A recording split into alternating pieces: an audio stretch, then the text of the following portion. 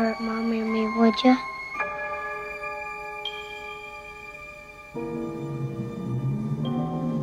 What do you mean? Welcome to Watch Mojo, and today we're looking at 30 movies whose legacies have been deeply affected by real-world revelations, scandals, and controversies. I know this is hard to accept. Okay. The Flash. Released in 2023, The Flash had the ingredients of a superhero spectacle: heart, nostalgia, and multiverse chaos. You're.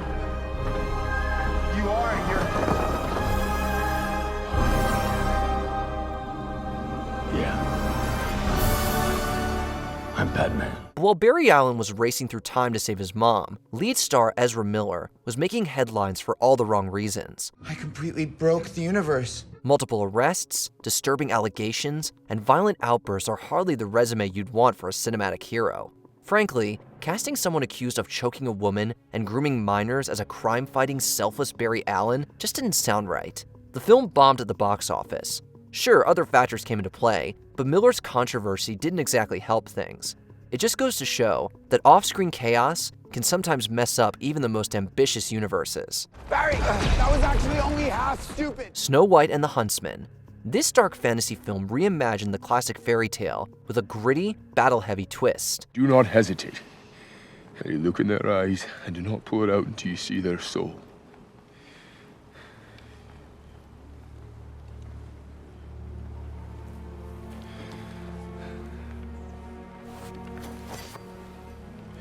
I couldn't do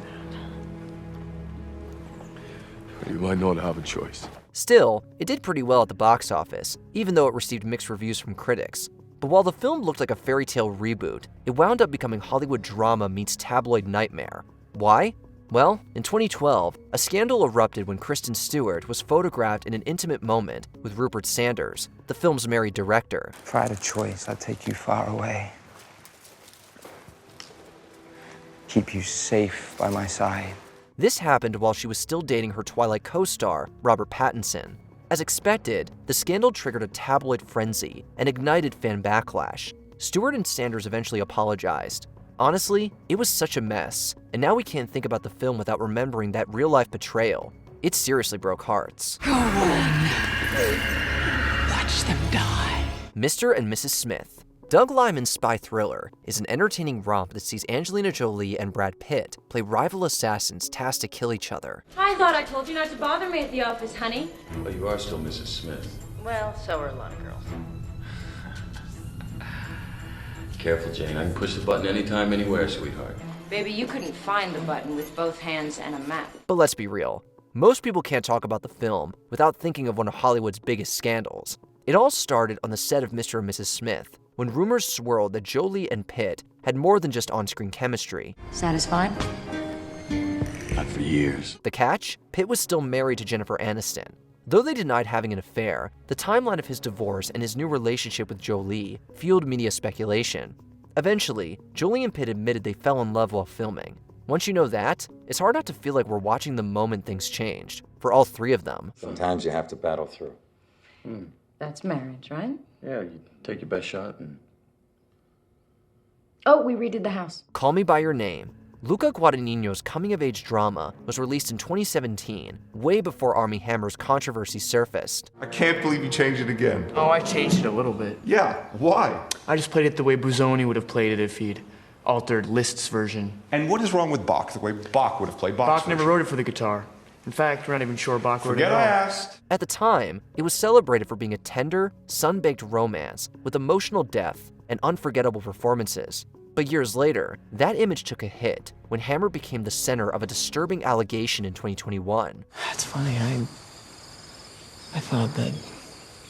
Yeah, I know what you thought. Multiple women came forward with disturbing claims of sexual coercion and even cannibalistic fantasies. The fallout damaged Hammer's image and his career, so you can't blame anyone who can't watch Oliver without viewing him in the light of Hammer's real-life allegations. It might sound dramatic, but for some, it may be hard to watch the film without feeling a sense of unease. You're not gonna be like in any trouble. That's not what I'm talking about. Bohemian Rhapsody. While Bohemian Rhapsody got mixed reviews, fans still loved it for being a dazzling celebration of Queen's legacy and Freddie Mercury's brilliance. Another one bites the dust, and another one gone, and another one gone, another one bites the dust. Even so, some viewers may find it uncomfortable to watch given the director's history. Truthfully, this biopic looked like a triumph, but the production, not so smooth. Well, I need a break. I'm sick of it. What are you saying, Freddie? The film's original director, Bryan Singer, was fired mid-production for unexplained absences, late arrivals, and tension with the cast. But that wasn't the worst of it. Around the film's award season run, serious allegations about sexual misconduct and abuse against Singer resurfaced. As a result, he was removed from the film's BAFTA nominations. So while the film shines on, its legacy is somewhat tainted by the actions of the man behind the camera.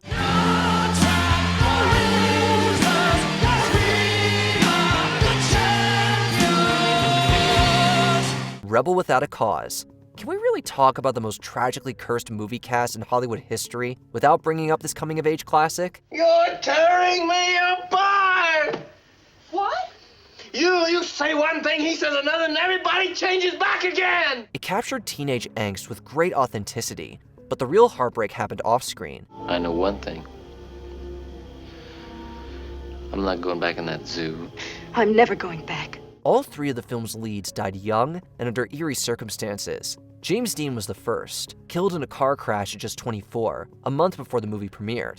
Sal Mineo, who played Plato, was stabbed at age 37 in what looked like a random robbery. Natalie Wood drowned under mysterious circumstances, which still sparks questions. So it's only natural if viewers just don't watch these youngsters wrestle with teenage problems, but also mourn stars who never got old. The ghostly feeling is hard to shake. Help me. I Heart Huckabees. Known for its quirky existential style, I Heart Huckabees is a film where characters grapple with the meaning of life. Who sent you here? Nobody. Found your card. Where? Some fancy restaurant that I'd never been to before. It appears to promote spiritual awakening, compassion, and letting go of ego. That's why the infamous behind-the-scenes incident between actress Lily Tomlin and director David Russell feels so jarring in comparison. In 2007, leaked footage showed Russell and Tomlin in a very tense screaming match. I'm not as brilliant as you. I can't keep up with you. No, but we're being very patient. We're being very efficient? Be patient with you. Russell went as far as hurling profanities at Tomlin and even throwing objects in a complete loss of control. Isn't it ironic that a movie that preaches about Zen-like calm and enlightenment had such an aggressive making? We certainly can't blame anyone who can't separate the film's message from that on-set meltdown. How am I not myself? How am I not myself? How am I not myself? The Conqueror. No movie is worth dying for, right? But this 1956 historical epic, which flopped at the box office, ended up costing far more than anyone bargained for. I beg forgiveness for her, O Khan. With such gestures does the Tartar woman prove her love. Probably in pursuit of authenticity, The Conqueror was filmed in Utah, dangerously close to nuclear testing sites. The crew knew about this, but the government assured them it was safe. So, production went ahead. All of us go down to destruction. Radioactive waste was even shipped back to Hollywood for reshoots.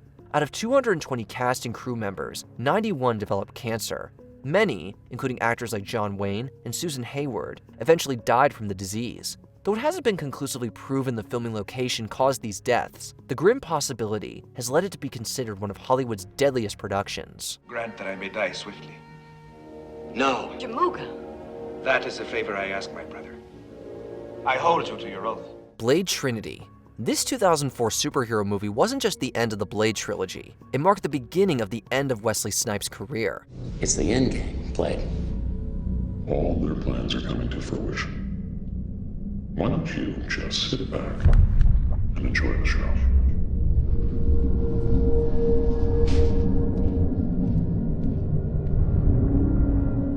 I hate familiars. Reports say Snipe was unhappy with the choice of director, refused to leave his trailer, and communicated with the cast and crew using post-it notes. This troubled shoot cast him in a negative light and damaged his reputation. Not long after, he faced legal issues that landed him in jail, and his leading man status in Hollywood quickly disappeared. You think they could ever grasp what it means to be immortal? You're not immortal.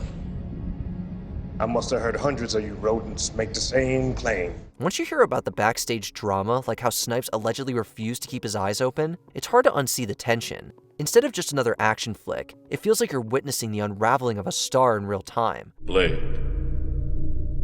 Ready to die.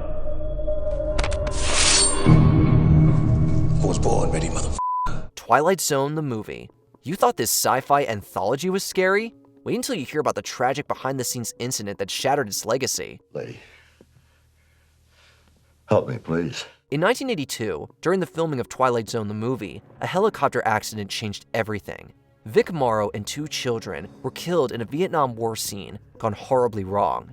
The kids had been hired illegally and worked past legal hours. The freak incident sparked public outrage over safety violation and the use of underage actors. Director John Landis and his crew were charged with manslaughter, though they were later acquitted. So, what should have been a revival of a beloved classic became one of Hollywood's darkest on-set tragedies. The Birth of a Nation. A technical marvel that ushered in many of the filmmaking techniques used today, this movie's impact on the future of the medium cannot be understated.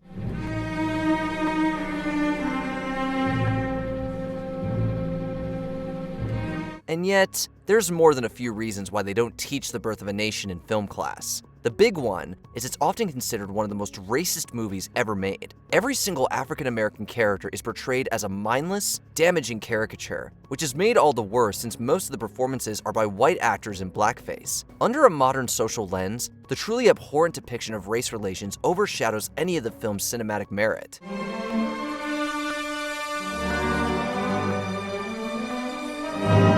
It ends with us. Forget the on-screen fireworks. The juiciest drama here happened behind the scenes. Director and star Justin Baldoni had a seriously rocky relationship with leading woman Blake Lively, and by the time the film released, it had soured into a full-on publicity war zone. It actually gets worse. Yeah. No way. Yeah, Not no, possible. it does. On one hand, you had fans calling out Lively for her cavalier treatment of the film's sensitive themes. On the other, there was Baldoni, who fielded allegations of on-set harassment and intimidation. This wasn't just mudslinging, though. Things got so bad, lawyers had to get involved, burying the film's box office success underneath a mountain of legal gossip. I thought we were friends. We are friends. Something tells us when people think of this movie, it won't be because of the storytelling. Better Off Dead. Ricky Smith is an awkward deconstruction of the guy next door trope. He's rightfully called out for his very uncomfortable obsession with Monique, and spends most of Better Off Dead as the butt of a joke. Monique, this is Ricky. Ricky, this is Monique, the French foreign exchange student who'll be staying with us. It's all fine and dandy until you realize Ricky is played by Dan Schneider. Yeah, Nickelodeon's Dan Schneider. For those who don't know, he was the creator behind several iconic kids shows like iCarly, Victorious, and Zoe 101, but his work has since been heavily scrutinized for putting young, female performers into highly inappropriate situations. Given that Ricky Smith is the exact kind of creep Schneider's accused of being, Better Off Dead is nigh unwatchable anymore. Monique! Monique! I had no idea where you'd gotten off to. You shouldn't make me worry. Lane. Ricky. I see you've made Monique's acquaintance. The Blind Side. A captivating true story of community, passion, and football, 2009's The Blind Side is an Oscar-winning crowd pleaser for all ages. Tell me everything I need to know about you. Who takes care of you? A mother? Do you have a mother? A grandmother, maybe?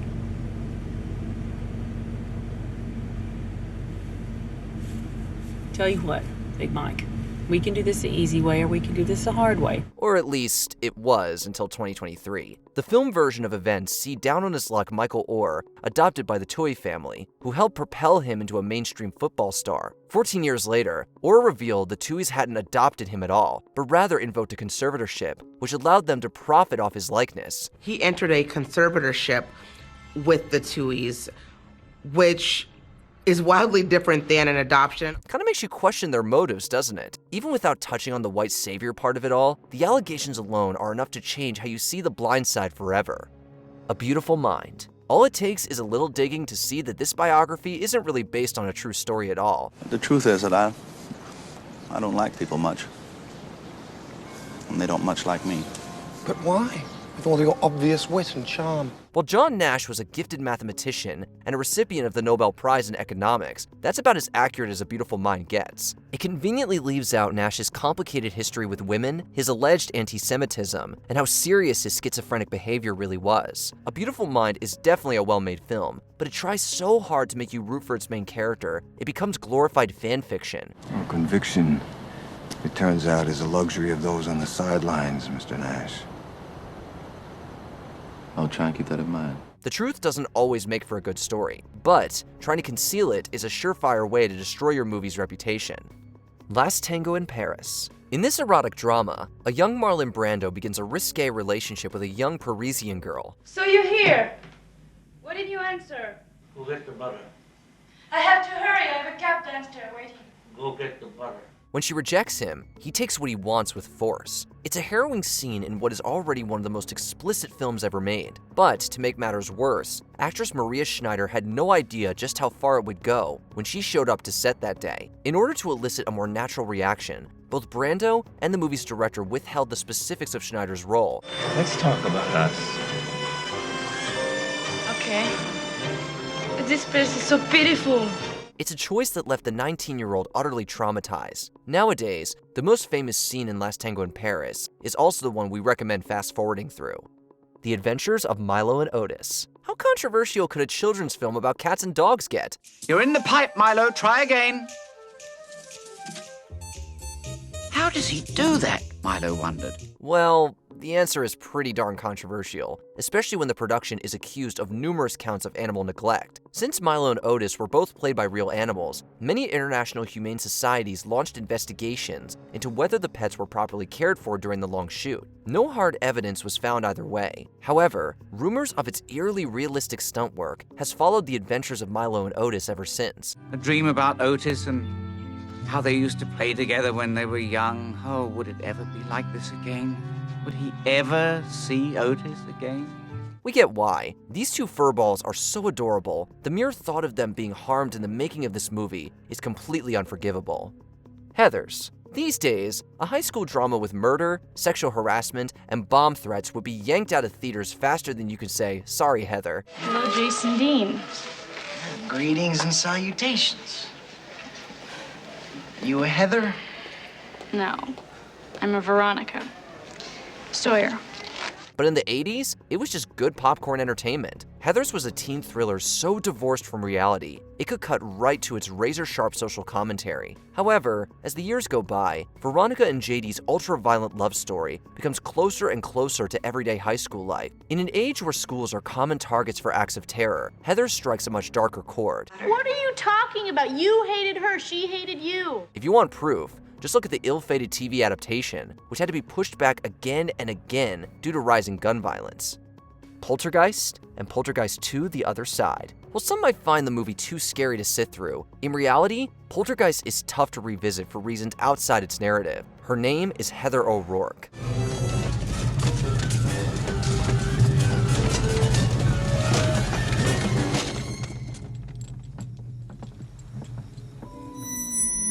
They're here.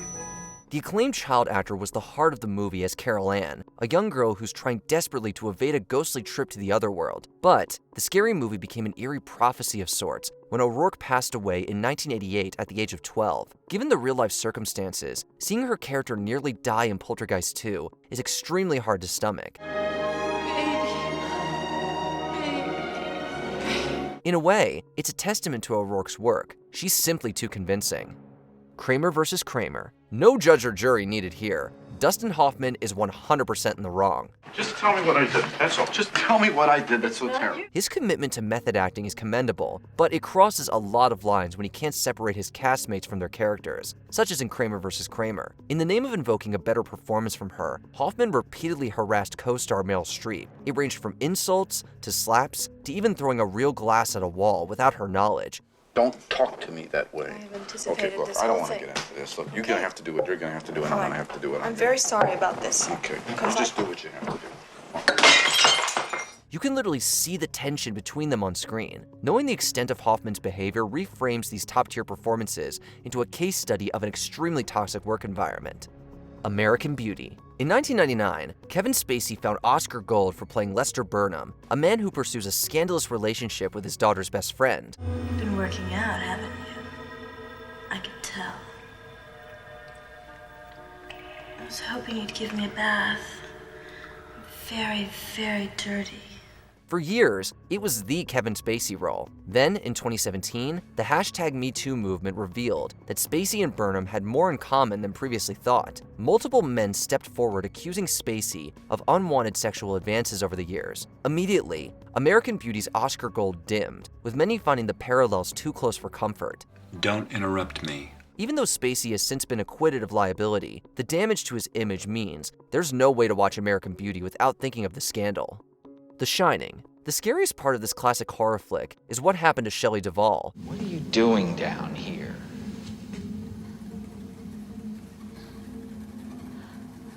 I just wanted to talk to you.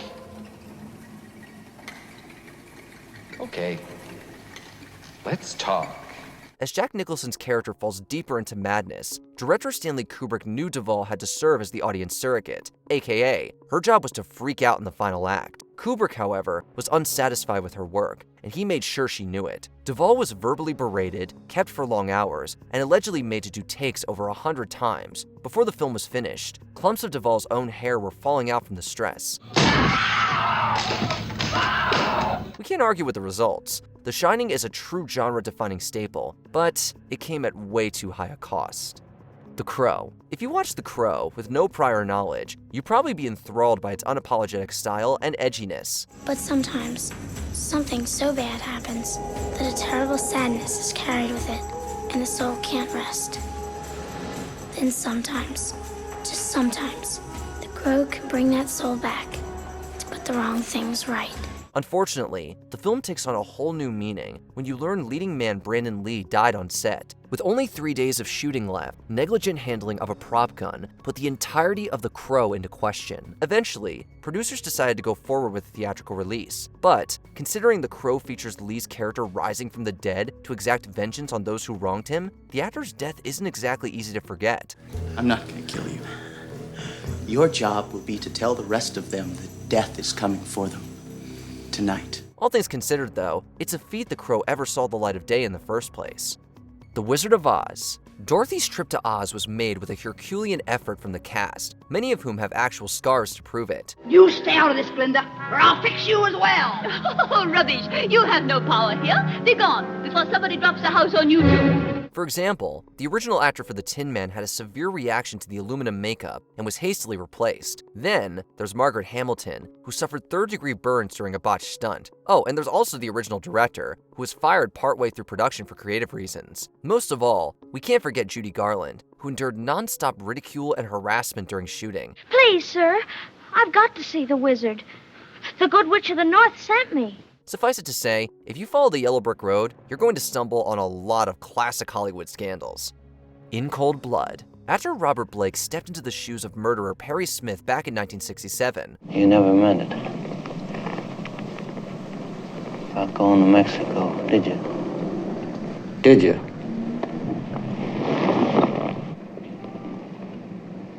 Sure, baby. Sure, we're going. Later in 2001, Blake experienced another murder trial, only this time, he wasn't acting. When the body of Blake's second wife turned up in his vehicle, he became the prime suspect in the news story of the year. Even though Blake was acquitted of murder charges, the court of public opinion was slow to forgive and forget. It's especially hard given his performance in Cold Blood, where Blake convincingly plays someone charged with the very same crime. Please, try to control yourself. No matter your opinion, it's easy to see why many opt out of seeing this movie. Contagion. Years before the COVID-19 pandemic forced the world into quarantine, a sci-fi thriller hit screens with an uncomfortably similar premise. You wait a few days. This will be tweeted and We don't want to YouTube be the paper that all cries over the wolf. planet. Based on the name, it's obvious what Contagion is about, but it went viral in 2020 for more than its plot. No, The movie also features several small details about pandemic life that feel incredibly apropos. The masking, the social distancing, the bevy of conspiracies and social unrest. Contagion basically predicted exactly how the world would respond to a mass outbreak. You really think this Dr. Hextall CDC person is Jesus in a lab coat? The government rushed the trials. The lawyers indemnified the drug companies. It's quite a storytelling feat, all things considered. Although, that's also why many think it hits too close to home. Powder. A solid but unspectacular installment in Disney's live-action catalog, the only time anyone mentions Powder anymore is to bring up the movie's director, Victor Salva. I'm also the writer-director of Powder and Peaceful Warrior and Rites of Passage. I love drama, and I do drama very well, too. In 1988, he was convicted of gross acts towards the underage star of his film, Clown House. To reiterate, Powder is a Disney movie. A convicted felon not only got another directing gig, but this time for one of the most family-friendly companies on Earth. You're not here to ask me questions. You're here to find out how I cheated. It's the only way you can make sense of it. It's what you need to believe. Let that sink in. Despite some concerted protests, this wasn't the end of Salva's career either. He'd go on to helm the cult hit Jeepers Creepers 2. Some of those scenes will definitely make you shudder, and not just because of the creeper. The fearless vampire killers. Spoiler alert, Sharon Tate dies in the movie. Dearly beloved brethren, come closer.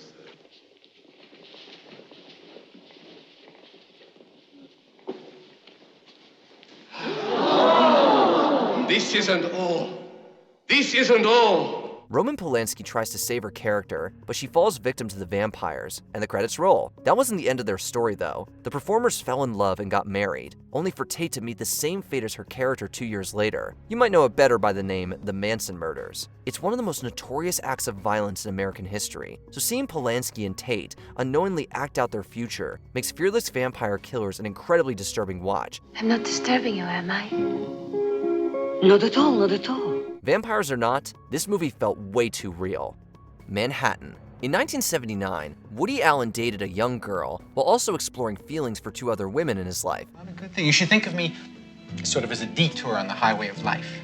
Oh, sorry, that's not Allen. That's the plot of Manhattan, a movie he coincidentally wrote, directed, and starred in. If some of those details seem familiar, it's because Allen himself has faced serious accusations of uncouth behavior towards his daughter, Dylan Farrow. While nothing's ever been proven, the substantial media attention has stained much of Allen's cinematic legacy. Jesus, I'm shocked. I'm shocked. I'm surprised. Particularly the movie where he literally dates a teenager. For all its positive buzz, Manhattan might just be too far gone to ever recover in the eyes of the public.